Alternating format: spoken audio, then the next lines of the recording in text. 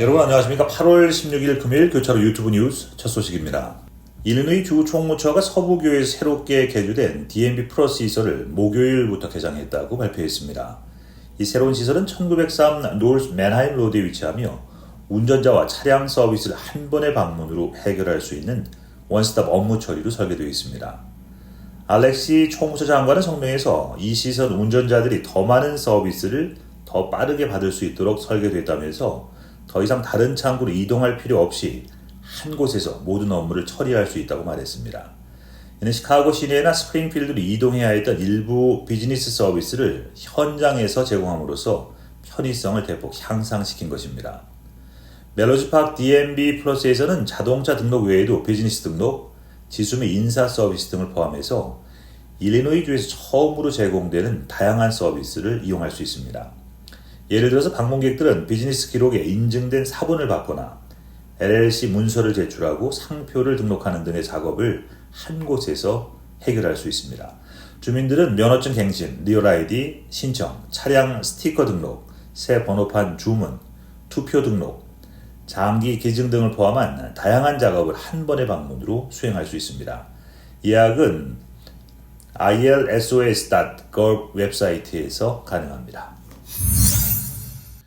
올해 시카고의 부동산이 대대적인 재평가를 받고 있습니다. 쿡카운티 평가원 사무실에 따르면 하이드파크, 레이크뷰, 라저스파크, 웨스트 시카고 등 4개 타운십의 상업 및 주거용 부동산의 총 평가 가치가 27%에서 38%로 크게 상승했습니다.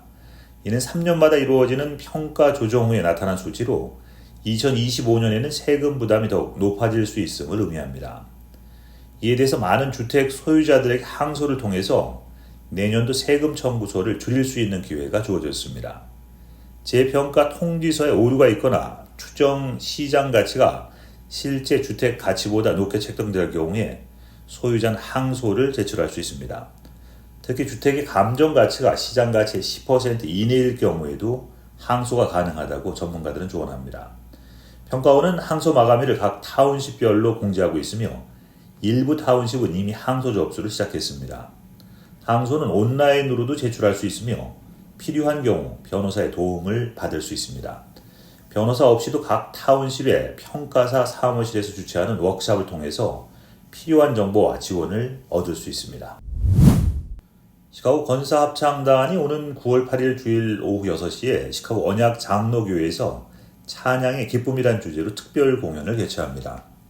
이 공연은 단장 이인옥, 지휘자 이진욱, 반주자 윤세라 씨가 함께하는 무대로 깊은 영적 메시지와 아름다운 하모니가 어우러질 것으로 기대됩니다. 이번 공연은 특히 2025년 6월 29일 예정된 뉴욕 카네기홀에서의 공연을 앞두고 있어서 그 의미가 더욱 특별합니다. 합창단은 이를 위해서 새로운 단원을 모집 중이며 음악을 사랑하는 누구나 참여할 수 있습니다. 이인옥 단장은 찬양을 통해서 하나님께 영광을 돌리고 음악으로 서로에게 힘을 주고자 한다면서 이번 공연과 카네기홀에서의 연주는 우리 합창단에게 매우 의미 있는 도전이 될 것이라고 말했습니다. 이어서 그는 새로운 단원들이 합류해서 우리와 함께 이 의미 있는 여정을 걸어가기 바란다고 덧붙였습니다. 합창단원에 관심 있는 분들은 단장 이인호 전화 847-338-7757 또는 총무 이영희 전화 847-312-9456번으로 연락하셔서 자세한 정보를 문의하실 수 있습니다. 시카고 문인협회가 이번 주에 8월 정기 원래회를 성공적으로 마쳤다고 발표했습니다. 문인회는 10일에 열린 원래회에 이어서 11일에는 이창봉 교수를 초청해서 시 창작 세미나를 개최하면서 참여한 문인들에게 큰 영감을 주는 시간을 제공했습니다. 이창봉 교수는 현대 시 창작의 기법과 표현에 대해서 깊이 있는 강의를 진행했으며 참가자들은 자신의 작품에 적용 가능한 여러 가지 아이디어를 얻을 수 있었습니다. 세미나는 창작자들이 서로의 작품을 공유하고 피드백을 주고받는 시간으로도 활용되었습니다. 시카고 문인협회는 이번 원래회와 세미나가 자신들의 문학적 식견을 넓히는데 매우 도움이 됐다고 입을 모았습니다. 지난 10일 토요일 파킨슨병 환우회가 성황리에 모임을 개최했습니다. 이날 모임은 음악과 율동을 결합한 활동으로 시작돼서 참가자들에게 큰 즐거움을 선사했습니다. 모임 일부에서는 다양한 음악에 맞춰 율동을 하며 파킨슨병 환자들의 신체적 활동을 독려했고 이후 탁구공을 활용한 혈관 활성화 운동이 진행됐습니다. 2부에서는 간호사인 김기란 대표가 병원 안전 가이드에 대해서 강의를 펼쳤습니다. 이 안내서는 파킨슨 파운데이션에서 제공한 것으로 병원에서의 안전을 도모하는 방법에 대해서 자세히 설명하고 있습니다. 김 대표는 한국어로 진행된 강의를 통해서 참석자들에게 실질적인 정보를 제공하고 파킨슨 병을 가진 이들이 병원에서 보다 안전하게 지낼 수 있는 방법을 설명했습니다. 시카고의 대표적인 딥디쉬 피자 브랜드인 지오다노스 피자가 창립 50주년을 맞이해서 특별한 한정판 피자를 선보였습니다. 이번에 출시된 칼라브리안 스윗 앤 스파이스 치킨 소시지 피자는 미슐랭 스타를 보유한 보카 레스토랑 그룹의 셰프 리브렌과의 협력을 통해서 탄생한 달콤하고 매콤한 맛의 새로운 메뉴입니다. 이 특별한 피자는 시카고랜드 지역에 위치한 지오다노스 피자 50개 지점에서 만날 수 있으며 판매 수익의 일부는 앤 라버트 루리 아동병원에 기부될 예정입니다. 지오다노스 피자는 이러한 한정판 피자를 통해서 브랜드의 오랜 전통을 기념하고 지역사회에 기여하면서 미식 애호가들에게 새로운 맛의 경험을 제공하고자 한다고 밝혔습니다. 이번 콜라보레이션과 관련한 자세한 문의는 웹사이트를 통해서 확인하실 수 있습니다.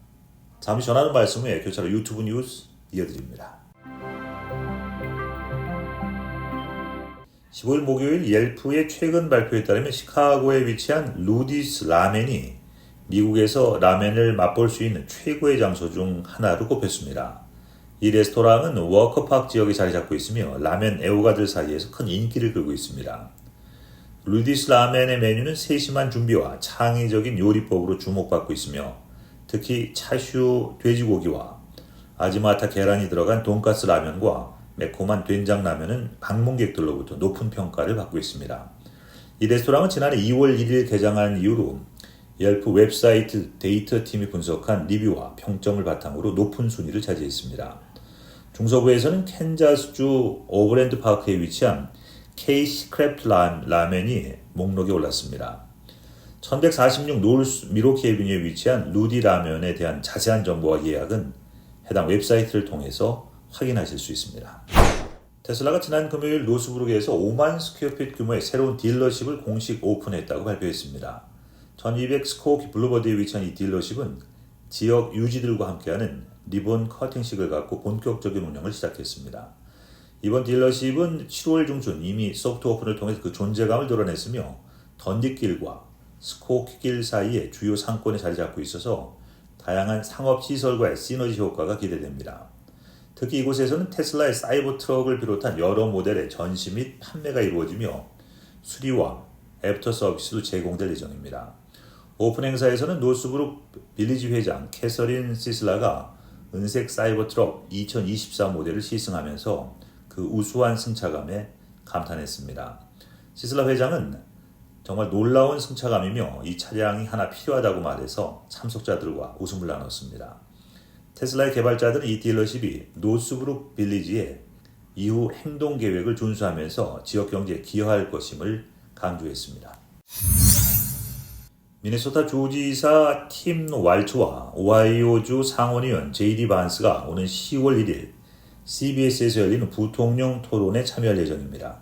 두 사람은 각각 14일과 15일에 토론 참여를 공식적으로 수락했으며 이들의 토론은 미국 정치에서 중요한 이슈들을 다룰 것으로 기대됩니다.